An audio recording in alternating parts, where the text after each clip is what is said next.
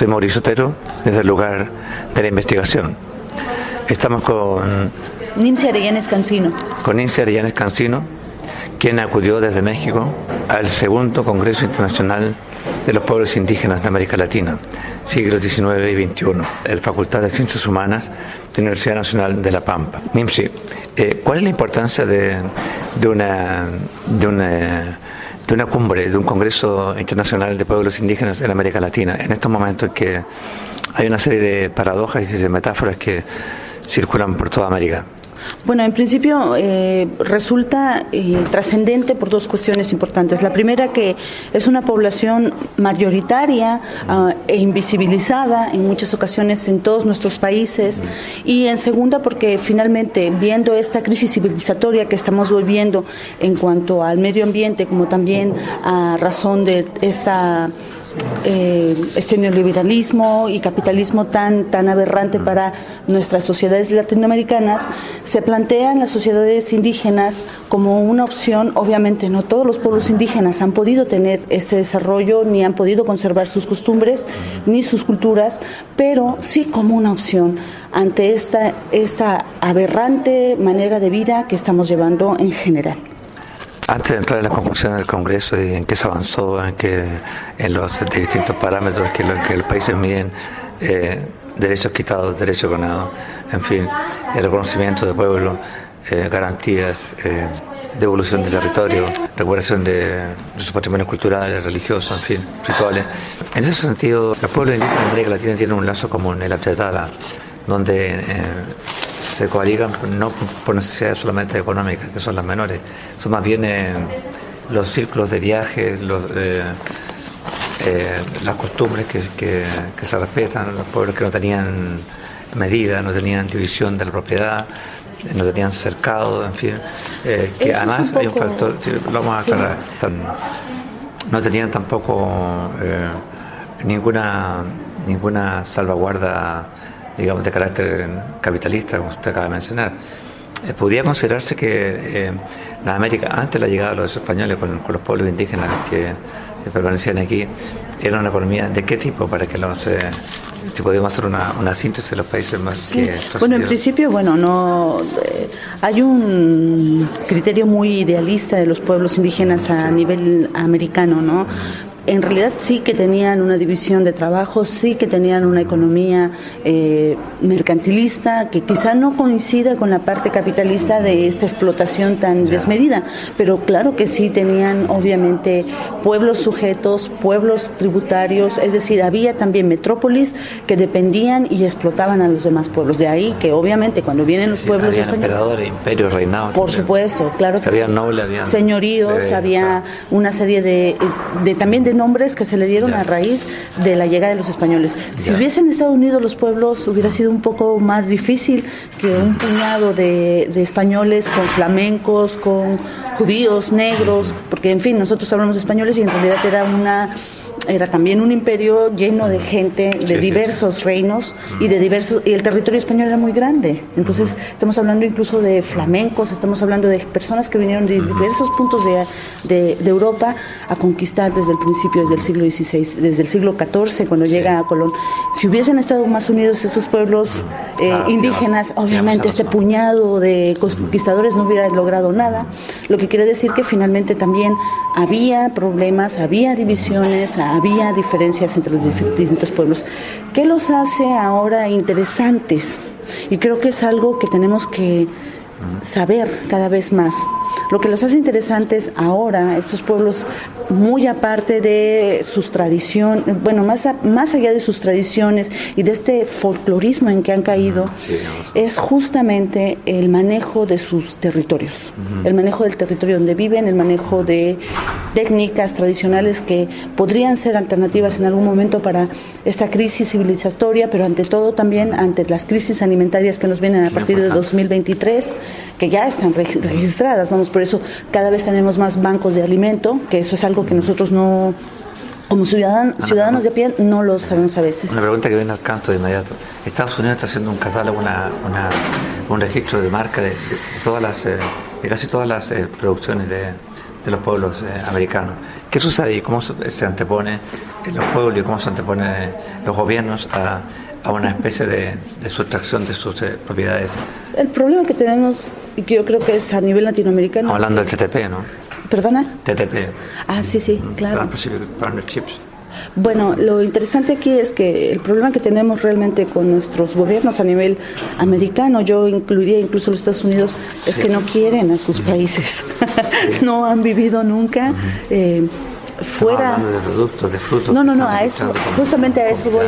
El gobierno no ha permitido, los que están en el gobierno, no se han dado a la tarea de justamente valorar esa parte que es justo un patrimonio de carácter tangible e intangible al mismo tiempo de los frutos de las raíces, de la medicina tradicional, de los mismos mercados tradicionales, que bueno, con ese epíteto justamente de tradicional pareciera que es para pobres, que es para gente que tiene bajos recursos, y en realidad lo que vemos ahí es un enorme banco de justamente de germosperma en muchas ocasiones. Sí. Vemos en muchos una variedad inmensa genética de plantas, de animales, aunados a un conocimiento tradicional que cuesta miles de dólares llevarlo al laboratorio, cuando hace miles de años o cientos de años se conocía el uso. Claro. Sí, entonces por ahí yo veo que puede haber algunas cuestiones.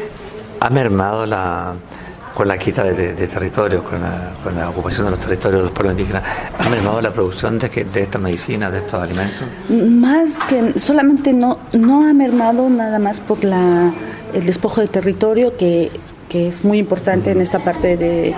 No olvidemos que la colonización de América Latina incluyó una agricultura europea. Que no tiene nada claro, y afortunadamente...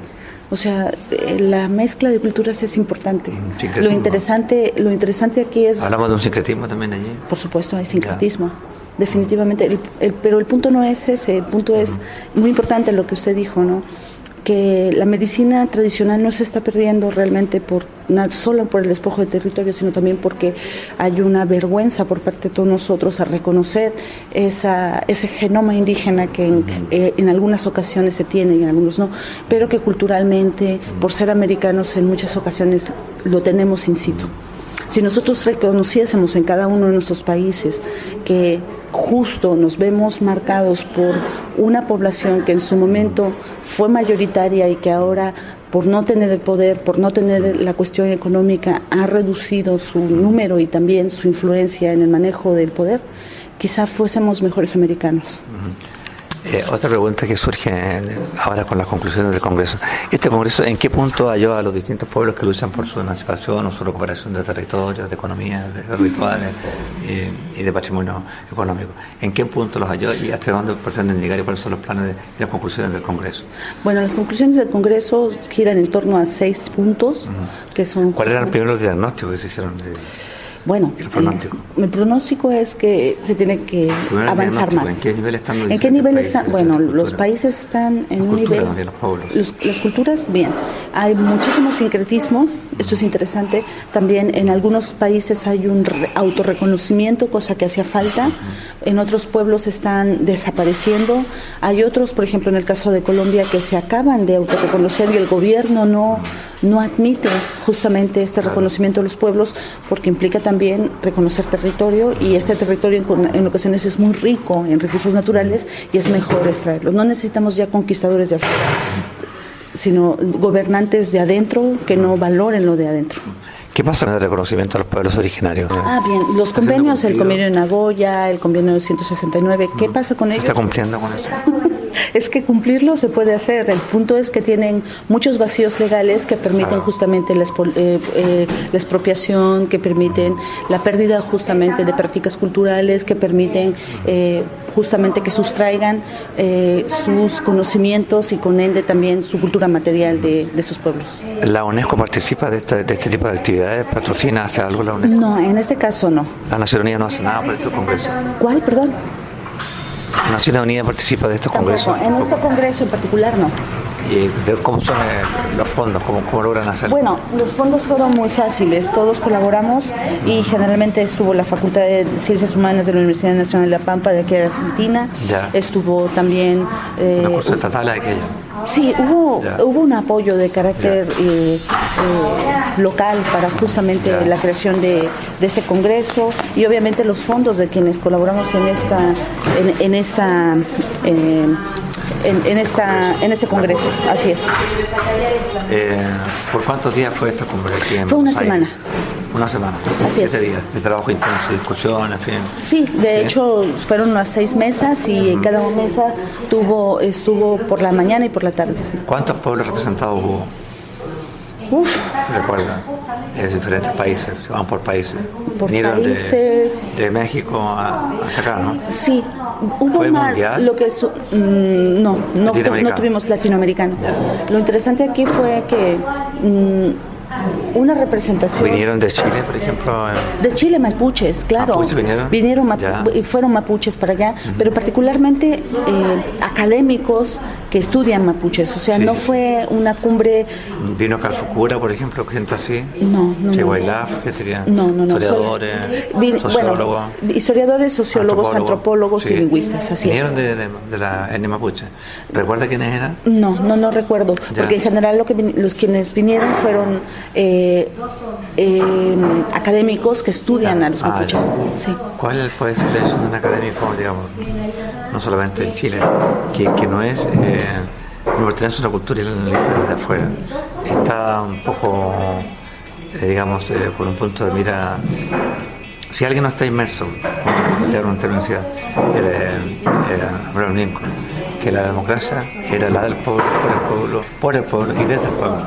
En este caso tenemos mejor un poco contradiciéndose esa misma sentencia o máxima de que la gente que está investigando no pertenece a ese pueblo, por lo tanto estaría en condiciones de... Bueno, en México tenemos un antropólogo muy interesante que justamente no coincide. Al contrario, lo que hace es abrir más el campo a los investigadores que están dentro de la comunidad, ya sea indígena, ya sea inmerso en una sociedad igual al del mismo, y bueno, ahí tenemos o alejado del mismo, que es el caso que nosotros venimos a plantear aquí a Argentina. Tenemos la ventaja de estar dentro es que la gente da más información. La ventaja de estar fuera es que tenemos un parámetro más crítico. Ustedes vienen de Chiapas, me decían, ¿no? No, de Oaxaca. Oaxaca es cercano a Chiapas, ¿no? Sí, es una provincia, Oaxaca. ¿Oaxaca o Oaxaca? Oaxaca. ¿Sería cómo? Oaxaca. Oaxaca. Oaxaca. Sabía que se decía Oaxaca. ¿Y esa lengua náhuatl? ¿Qué lengua es? Sí, en este caso es náhuatl. Significa en la punta de los guajes. ¿Cuál es la situación lingüística de los distintos pueblos? Tenemos... ¿Se han perdido lenguas? ¿Es un códice? ¿Se han rescatado alfabetos? ¿Cómo está esa? Bueno, es que Oaxaca es un poco lo que... Pero en toda América Latina, ¿cómo está? Bueno, en América Latina... ¿Se conservan? ¿Se han perdido? Bien, en América Latina... ¿Se hablan? ¿O son lenguas muertas? Lo que sucede es que hablar de América Latina es un mundo, es completamente un mundo. Y bueno, obviamente que dependiendo del periodo que les toque a los gobiernos independientes, a los gobiernos a partir del siglo XIX, va a ser el rescate que se va a hacer de su pasado indígena. Por ejemplo, vemos aquí en Argentina que el pasado indígena lo borran en el siglo XIX y hasta ahora se dieron cuenta de que tenemos indígenas que no matamos. Entonces, aparece en Martín Fierro eso, ¿no? ¿Perdón? Aparece en Martín Fierro, exacto. Exacto, y parece ya otra cultura que pueda en su momento combinar, exacto, pero que combina, justamente es el sincretismo. Lo interesante aquí, como en México y en América Latina, es que existe un indio muerto y un indio vivo. Y eso es triste. Muy triste. Es muy triste porque finalmente en todos los países lo que se ha hecho es ponderar justamente al muerto y llevar prácticamente al pozo al vivo. Una pregunta que surge de mi ser poético, en este caso fuera ya del ámbito comunicacional. La poesía, se conservó la poesía, digamos, de algunos poetas nativos, originarios, legendarios de la misma cultura. Creo que hay unos manuscritos mayas, otros manuscritos de Quetzalcóatl, en fin. En Chile no había alfabeto, por lo tanto lo que se decía era todo oral y se perdieron los grandes poemas mapuches. Tuvo que ser escrito por Alonso Arcila Zúñiga, un español que fue llevado por la Inquisición en una jaula. Todo ese tipo de situaciones hacen que la lengua esté un poco baldada. Si no hay una conservación, no hay un registro de la lengua, y como algunos países no tenían más que una lengua oral no escrita. ¿Cuál es la situación en distintos pueblos? Bueno, en realidad, volviendo justamente a la parte del indio muerto y el indio vivo, en México desde el siglo XVI hubo un rescate, bueno, que no fue rescate, realmente fue una experiencia interesante de querer documentar por parte de los cronistas que le llaman allá, que son los frailes en particular, que se dedicaron a hacer toda una colección justamente de poemas y en cierta forma, por supuesto, entonces existe, por ejemplo, los cantares. Existe también poemas. Los cantares. No, son 3 tomos que existen. Ahora mismo, ¿De qué pueblo? El del pueblo náhuatl. Ah, ya. Sí. Y también son 3 tomos. Y también existe, obviamente, que en cierta forma también es una invención del siglo XIX, los poemas de Nezahualcóyotl. ¿Cómo? Nezahualcóyotl. Ya. Otro, no, también mexica.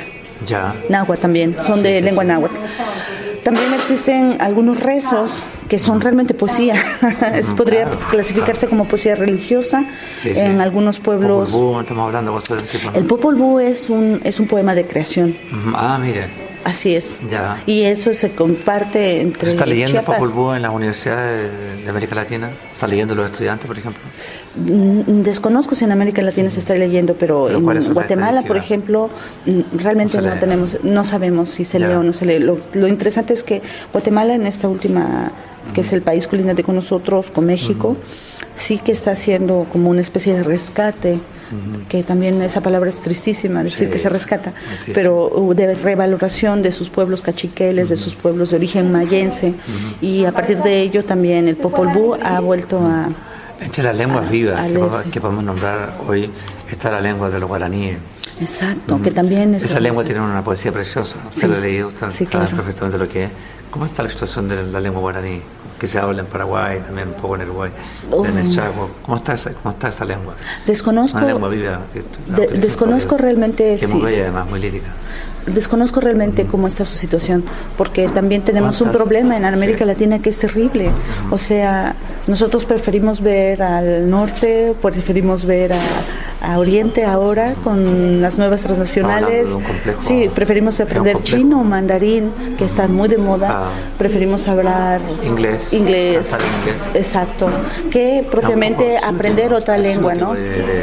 Y además es tan difícil venir a América del Sur para nosotros porque en cierta forma hay ciertos prejuicios entre ambos, ¿no? Parece que el Darién, que ya se abrió en Panamá, sigue cerrado en nuestra mente. El Darién es la selva que divide el ecosistema del sur con el ecosistema del norte. Eso es muy interesante. Es la selva del Darién, que es, esta selva se encuentra justamente en Panamá y es una selva que en su momento era impenetrable. Obviamente la panamericana, que tanto se habla y se ufana de existir, que bien que existe, ahí cesaba, ¿no? A partir de los 90 se abre por las tierras, por el gobierno panameño, que lo que hace es continuar la carretera, ¿no? Y con eso obviamente tenemos... ¿Estamos hablando de una autopista? Sí, es una autopista en medio de la selva y eso ha permitido... Termina con los árboles, con el medio. Exacto, ha habido un ecocidio, más bien... Vamos a aplicar ese término, exacto, claro. Natural. Entonces, en fin, el punto es que, por eso digo que se ha abierto el Darién, pero en muchas ocasiones nuestras mentes como latinoamericanos para circular de esa misma manera, no. Con las tecnologías de hoy, internet y eso, ¿qué sucede con ese tipo de comunicaciones? ¿Qué sucede con el Taquihuasi, en fin, ese tipo de cosas? ¿En qué pie quedaron con la tecnología actual? ¿Se conservan ahí internet, por ejemplo? Ahora Cataluña acaba de probar una internet propia en lengua catalana. Ah, claro. ¿Eso aquí, puede ser aquí existe, eso, por ejemplo, en México existen algunas lenguas indígenas, tienen sus propias páginas en internet, en sus lenguas indígenas. Programas también. Exacto, una programación. Pero eso se ve como algo tan... Es triste. Aventurado, ¿no? No, realmente, como no hay quien lo lea. Bueno, ellos, si tuvieran... O si lo leen, por ejemplo. O si lo leen, lo que sucede es que para esto se necesita que las nuevas generaciones revaloren justamente su lengua, ¿sí? Y aprendan a ser políglotas, porque creo que esa es una apuesta, ¿no? Sí, así como nos piden en el colegio tener el inglés, francés o italiano, no sé, italiano, alemán. Exacto. Así ¿por qué no unas 2 clases de guaraní, de mapuche? ¿Usted estima que esas materias deberán ser obligatorias en la enseñanza, al menos primaria? Bueno, es que depende de la política pública de cada estado. Pero y más que es que me recuerdo mucho en Nueva Zelanda, por ejemplo, la gente es como muy orgullosa de su inglés, tan peculiar en su acento, pero al mismo tiempo, aún no siendo ellos nativos, tienden algunas familias a aprender alguna de las lenguas indígenas de allí.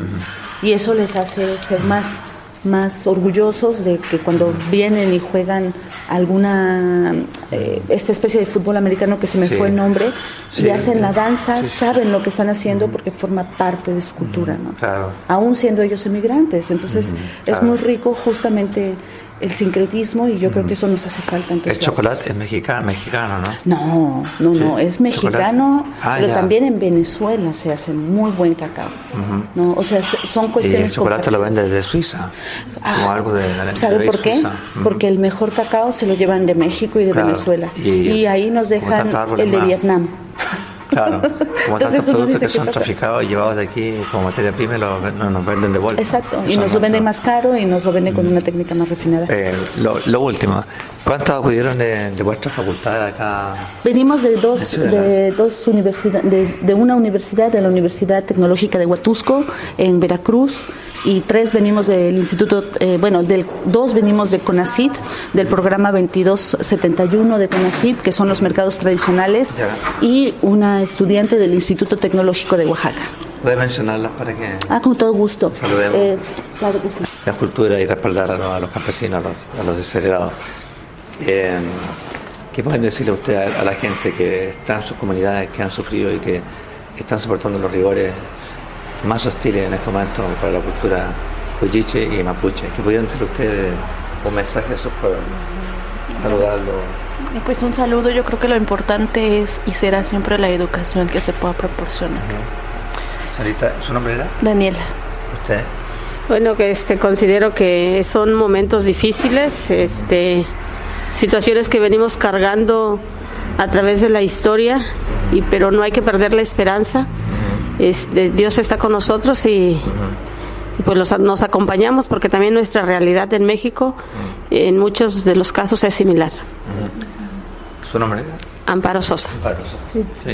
Hola, mi nombre es Cintia Cruz Carrasco, vengo de la Universidad Politécnica de Huatusco, y bueno, lo que podemos decir es que algo muy importante para que un pueblo se desarrolle es la parte de la identidad, y es lo que permite el desarrollo. Entonces, que no pierdan esa parte, que la podamos fomentar y generar el desarrollo pues desde abajo. Muy amable, muchas gracias. Nos despedíamos entonces con una especie de saludo comunicacional de correo de antes. Chasqui. Muchas gracias. Chasqui. Huasi. Chasqui. Huasi. Entonces, aquí estamos desde el lugar de la investigación, de la reunión de los pueblos, la cordialidad fue vasta, ¿no? En el Congreso. Fue vasta, fue simpatía, fue empatía. Así que los saludamos a estos pueblos que venimos de aquí, estos investigadores de México que son muy avanzados. Y despedimos esta nota desde aquí, desde Buenos Aires, desde el centro de Buenos Aires, habiendo asistido a una nota al segundo Congreso Internacional Los Pueblos Indígenas de América Latina, siglo XIX y XXI. ¿Por qué XIX y XXI? Por el periodo. Bueno, justamente... Hay una mirada de futuro también, avisor, ¿no? Por supuesto, así es. Muy bien, muchas gracias. Que tengan un excelente retorno a vuestras comunidades y que les sea próspero en Dios y en los dioses. Gracias. Y que sigan con el espíritu alto.